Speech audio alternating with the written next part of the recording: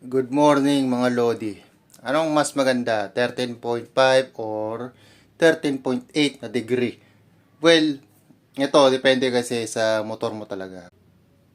Kung Yamaha yung gamit mo na motor, subok na yung 13.5. So, walang duda ron. Pero kung naka-Honda ka, for example, Honda Click, 13.8 usually ang pinaka mas maganda kumpara sa 13.5. Kasi ako personally, subukan ko na yung 13.5 sa Honda Click natin. At meron ako naramdaman na hindi kaaya-aya para sa akin. At meron din ako nababasang ganun din yung mga karanasan nila. No? So, kung ano yun, bibigay ko yung link sa may comment section or sa comment na lang para madali nyo makita.